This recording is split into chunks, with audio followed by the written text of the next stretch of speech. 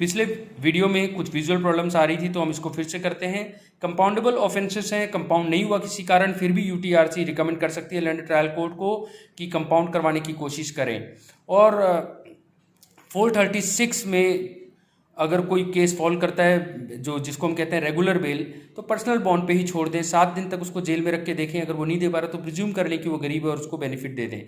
अगर कोई केस है अंडर ट्रायल प्रिजनर का जो कि प्रोहिबिशन ऑफ ऑफेंडर एक्ट में कवर होता है, तो आप प्ली बार्गेनिंग को उसमें करके देखें कि प्ली बार्गेनिंग का जो बेनिफिट है 267A(b) उसमें थोड़ा प्रोएक्टिव रोल दिखाएं और प्ली बार्गेनिंग को भी एक्सरसाइज करें।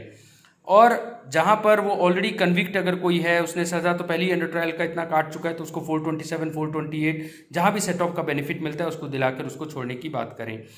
अगर एनडीपीएस एक्ट का केस है जहां मैंने बताया कि कमर्शियल क्वांटिटी नहीं है या इंटरमीडिएट क्वांटिटी नहीं है और 19, 24 या 27 में केस फॉल नहीं करता, तो 167(2)(a)(1) या 2 रेड विथ 36 एनडीपीएस एक्ट के तहत भी आप जो है, अगर इन्वेस्टिगेशन 60, 90, 180 दिन में कवर नहीं हो रहा तो रिकमेंड करें कि उसको रिलीज करें स्टैट्यूटरी टाइम फ्रेम में, अगर चार्जशीट नहीं फाइल होता।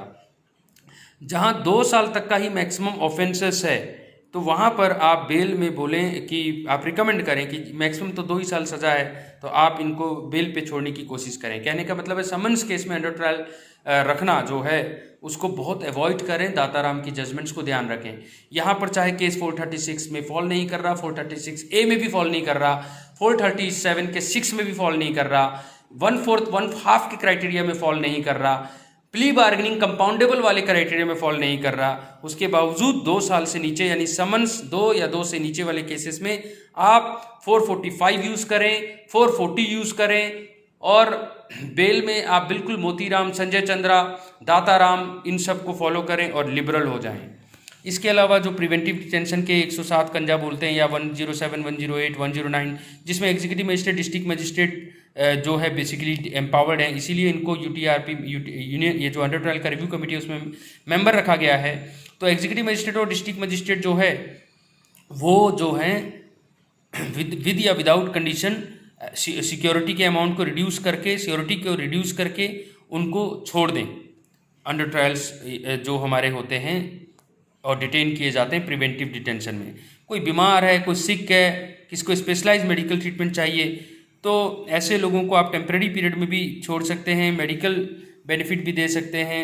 तो ऐसे लोगों का यूटीआरसी रिकमेंड करेगी कि मेडिकल कंडीशन उसका एग्जामिन किया जाए। अगर वो बहुत ज़्यादा बीमार है, स्पेशल ट्रीटमेंट चाहिए, तो हम ट्रायल कोर्ट को रिकमेंड कर सकते हैं कि उनको बेल दे दिया जाए मेडिकल ग्राउंड पे, या फिर टेम्परेरी बेसिस पे उनको रिलीज़ किया जाए ताकि वो इलाज करवा सकें। अगर कोई वीमेन ऑफेंडर है तो आर डी उपाध्याय की जजमेंट को याद रखें। वीमेन ऑफेंडर का बच्चा वहाँ पैदा हो जाता है तो उस स्टिग्मा नहीं जुड़ सकता। 6 साल की बच्ची ने एक दस्तखत की थी ऑनरेबल सुप्रीम कोर्ट में, तब आर डी उपाध्याय आया था। उसमें यह कहा गया था कि जो वीमेन ट्रायल हैं, अंडर ट्रायल्स हैं, अगर वो सीरियस ऑफेंसेस में नहीं है तो उसको बेमतलब का जेल में रखकर और वल्नरेबल ना बनाएं। 437 का बेनिफिट दें, अगर वो फर्स्ट ऑफेंडर हैं तो उनको बेल में लिबरल होकर काम करना है। और इसी तरह से आपने देखा कि जो फर्स्ट टाइम ऑफेंडर हैं 19 से 21 साल में है, जुवेनाइल नहीं है लेकिन यंग हैं, तो 1/4 कंप्लीट होते ही उनको जो है, और 7 साल से नीचे के ऑफेंसेस में अगर वो इन्वॉल्व हैं तो उनको बेनिफिट दे दें सेक्शन 3 और 4 का। ठीक है। और 3-4 का बेनिफिट जो है वैसे पोस्ट कन्विक्शन में दिया जाता है, इस बात का ध्यान रखें। अंडर ट्रायल्स हैं तो उनको 1/4 होते ही आप रिलीज कर दें विद या विदाउट बॉन्ड, ये बात आप ध्यान रखें। इसके अलावा आप देख सकते हैं अगर कोई अनसाउंड माइंड का है तो चैप्टर 25 के हिसाब से ट्रायल को सस्पेंड करके तब तक मेडिकल कस्टडी में भेजा जा सकता है। 437 के 6 में मैंने आपको बताया था कि अगर 60 दिन हो गया जिस दिन से एविडेंस ले रहे हैं लेकिन ट्रायल कंक्लूड नहीं हुआ, नॉन अवेलेबल ऑफेंस में अंडर ट्रायल प्रिजनर इन्वॉल्व है, तो ऐसे केसेस में भी आप लर्नर ट्रायल कोर्ट को रिक्वेस्ट कर सकते हैं। यानी कि यूटीआरसी रिक्वेस्ट और रिकमेंड का काम करेगी, डायरेक्शन नहीं देगी कोई भी, इस बात का ध्यान रखा जाए। यूटीआरसी जो है कॉलम नंबर 21 से 23 जो अनेक्जर ए और अनेक्जर बी के 15 और 17 में है, उसमें अपना रिकमेंडेशन एंटर कर सकती है। और रिकमेंडेशन यूटीआरसी का कब हुआ, क्या डेट ऑफ रिकमेंडेशन है और रीज़न क्या है यूटीआरसी ने क्यों रिकमेंड किया, ये आप 3.41, 3.42, 3.42 में लिखें। यूटीआरसी जो है सारे रिकमेंडेशंस को लर्नर ट्रायल कोर्ट के साथ और जेल सुपरेंट के साथ शेयर करें। सेक्रेटरी डीएलएस से जो है उनके पास तो ये डाटा होगा ही, और ये ड्यूटी सेक्रेटरी और जेल सुपरेंट की बेसिकली बनती है कि वो यूटीपी और कन्विक्ट को भी बताएं कि आपके फेवर में ये डिसीजन लिया गया यूटीआरसी के द्वारा। पैनल लॉयर को फिर इंस्ट्रक्ट कर सकता है, यानी कि अब तक आपने देखा जो ड्यूटी यूटीआरसी की वो रिक्वेस्ट है, रिकमेंड की है, लेकिन जो सेक्रेटरी की ड्यूटी है वो है लाइजन विद जेल सुपरेंट, और पैनल लॉयर को इंस्ट्रक्शन देने की भी जो है वो ड्यूटी है सेक्रेटरी की कि कौन सा एप्लीकेशन आपने 167 के 2 में डालना है या 436A में डालना है, 436 में डालना है, 440 में डालना है, 445 में डालना है। इसीलिए हमारे वीडियो को ज़्यादा से ज़्यादा लाइक करें सारे stakeholders, particular remand council, और इसका बेनिफिट उठाएं। ट्रायल कोर्ट्स जो हैं उनसे रिक्वेस्ट है कि वो भी इन रिकमेंडेशंस को अप्रोप्रिएट तरीके से लीगल एड के तहत या प्राइवेट लॉयर के तहत लॉजिकल अंजाम तक पहुंचाएं। फॉलो अप एक्शन भी, क्योंकि यूटीआरसी लगातार ट्रैक रखती है हमारे रिकमेंडेशंस पे क्या एक्शन लिया गया, क्या फाइनल आउटकम हुआ और कब यूटीपी को या कन्विक्ट को बेनिफिट देके छोड़ा गया। और ये सारी जो एंट्री है एनेक्सर ए और बी की, सेक्रेटरी डीएलएसी की ड्यूटी है shall collate the above data and generate करें कितने यूटीपी कंसीडर किए गए, कितने रिकमेंड किए गए, कितने एप्लीकेशंस मूव हुए बेल के पोस्ट रिकमेंडेशन, और कितने इनमेट्स को बेनिफिट मिला, इन सब का एक डाटा हम तैयार करेंगे। SOPs for UTRC where jails are digitalized and have software, तो वहाँ पर तो आपने जो है एप्रोप्रिएट डाटा डिजिटल फॉर्म में तैयार करना है यूटीआरसी, ताकि उसको एग्जामिन कर सके सॉफ्टवेयर से और स्टेप्स ले सके। और नालसा के एडिशनल सजेशंस जो हैं वो क्या हैं उसका ध्यान रखें। एडिशनल सजेशन है, सबसे पहले कस्टडी वारंट को आप मॉडिफाई करें।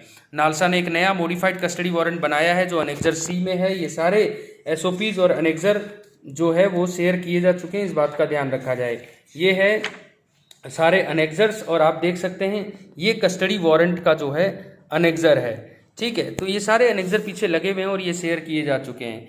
तो इस बात का ध्यान रखा जाए कि जो मॉडिफाइड कस्टडी वारंट है इसमें प्रिजन डाटा मेंटेन हो जाता है, ठीक है, केस डिटेल के आधार पर। फर्स्ट कस्टडी वारंट कब हुआ, ठीक है, क्या क्या अलग अलग स्टेजेस हैं, और इसको इसीलिए इसकी ज़रूरत पड़ी ताकि हम लगातार एक सुपरवाइज कर सकें, एक भी दिन कोई अननेसेसरी डिटेन ना हो पाए, ठीक है, और मैथमेटिकली उसको कैलकुलेट किया जा सके। तो इस तरीके से मतलब जो है न्यू मॉडिफाइड कस्टडी वारंट में हम ये भी देखते हैं कि कई बार 302 के केस को 304 में बदल देते हैं। तो अगर मॉडिफाई का हम कोई मॉडिफिकेशन का हम सॉफ्टवेयर फिल्टर यूज़ नहीं करेंगे तो ये कभी भी हमारे यूटीआरसी को पता नहीं चल पाएगा। लगातार रिमांड काउंसिल और ट्रायल कोर्ट्स को सेंसिटाइज करने की, ट्रेनिंग देने की ड्यूटी भी जो है वो है, और इसीलिए जुडिशियल अकेडमीज़ को जो है ये काम दिया गया है जुडिशियल ऑफिसर्स को सेंसिटाइज करने का, ट्रेन करने का, और हाईलाइट करने का कि कन्विक्ट का जो रेशो होता है 67-33% है हमारे देश में। 67 अंडर ट्रायल हैं, 33 जो हैं वो केवल कन्विक्ट हैं। वर्ल्ड का एवरेज सबसे जो है इंडिया का वर्स्ट है वर्ल्ड का एवरेज, क्योंकि 31 और 69 का है, केवल 31 अंडर ट्रायल, 69 कन्विक्ट। हमारे देश में एक्विटल बहुत ज़्यादा है, और ये माइंडसेट रिफ्लेक्ट करता है कि कई बार संजय चंद्रा और दाताराम के बावजूद हम लोग अंडर ट्रायल प्रिजनर्स इसीलिए भर देते हैं ताकि बाद में तो एक्विटल हो ही जानी है और अभी इसको एक डोज मिल जाना चाहिए। ये जो माइंडसेट है, जिस लैंग्वेज को मैं यूज़ कर रहा हूँ, ये ऑनरेबल सुप्रीम कोर्ट ने संजय चंद्रा और दाताराम में एम्फेसिस किया है कि इस प्यूनिटी माइंडसेट से बचें, ये इलीगल है। इसीलिए ऑनरेबल जुडिशियल ऑफिसर्स को सेंसिटाइज करने के लिए जुडिशियल अकेडमी जो है उनको बोला गया है कि उनकी ट्रेनिंग लिया जाए। Section 41, 41A to D, Joginder Singh या DK बासु की गाइडलाइंस, या गिरफ्तार तस्वुर की बात हो, या नोटिस ऑफ अपीयरेंस की बात हो, ये सारी बातें जो एरिनियस में रिपीट की गई उनको भी बताया जाए। सेक्शन 59 CRPC में बड़ा रेयर पढ़ते हैं, किन केसेस में अंडर ट्रायल प्रिजनर्स को या अरेस्टी पर्सन को विद या विदाउट बॉन्ड छोड़ने की पावर दी गई है। सेक्शन 59 ये रिलीज़ करने की पावर बहुत स्ट्रांग है, ये सारे लंडन मजिस्ट्रेट्स को बताना चाहिए। 14 सिचुएशंस या क्राइटेरिया जो 1382 प्रिजन्स का इनह्यूमन कंडीशंस में डिस्कस किया गया, इन सारे की इंपॉर्टेंस को भी बताना चाहिए। क्यों चीफ पब्लिक प्रोसिक्यूटर को यूटीआरसी में इन्वॉल्व करना चाहिए, ताकि टेक्निकल ग्राउंड पे जो है वो बेल एप्लीकेशन को बेमतलब का अपोज ना करें। वो स्टेट को रिप्रेजेंट करते हैं, इसका ये मतलब नहीं है कि वो कोर्ट के ऑफिसर नहीं हैं। उनकी ड्यूटी केवल है कि यूटीआरसी को असिस्ट करें ऑनरेबल सुप्रीम कोर्ट की डायरेक्शंस ताकि इम्प्लीमेंट हो सके। और एक्सपेंडिंग द मैंडेट ऑफ यूटीआरसी, तो यूटीआरसी को मैंडेट दिया गया है कि वो ऑनरेबल सुप्रीम कोर्ट के सारे डायरेक्शंस को कंप्लाई करें, स्पीडी ट्रायल को अपहोल्ड करने में यूटीपी अंडर ट्रायल प्रिजनर्स का ये स्पीडी राइट का अंडर फंडामेंटल राइट है, इसलिए यूटीआरसी की ड्यूटी बन जाती है इंडिविजुअल केसेस को देखे। क्रिमिनल केसेस जो है वो क्यों रीजनेबल टाइम में ख़त्म नहीं हो रहा, ये भी अंडर ट्रायल रिव्यू कमेटी की ड्यूटी है। ये बहुत इंपॉर्टेंट मैं बात कर रहा हूँ। अंडर ट्रायल रिव्यू कमेटी केवल रिलीज, रिमिशन, फरलो, पैरोल नहीं देखेगी। 440, 445, 437, 436 ए, 437 का 6 का कंप्लायंस नहीं देखेगी। वो ये भी देखेगी कि स्पीडी ट्रायल जो आर्टिकल 21 में फंडामेंटल राइट है वो क्यों नहीं हो रहा। जिस तरह हम मॉनिटरिंग और मेंटरिंग कमेटी में गाइडलाइंस देते हैं, तो सजेशन नंबर 4 में ये एडिशनल सजेशन है, यूटीआरसी ये भी देखे कि रीजनेबल टाइम में केस ख़त्म क्यों नहीं हो रहा। Such a review of individual cases would go a long way in identifying broad reasons, और इससे 67-33 का जो रेशो है यूटीपी और कन्विक्ट का वो सुधरेगा। While identifying bottlenecks in criminal justice system, ठीक है, तो इसमें आपने और चीज़ें देखनी हैं, तो ये और लंबा ना हो जाए वीडियो, तो हम नेक्स्ट वीडियो में देखेंगे इन बातों को।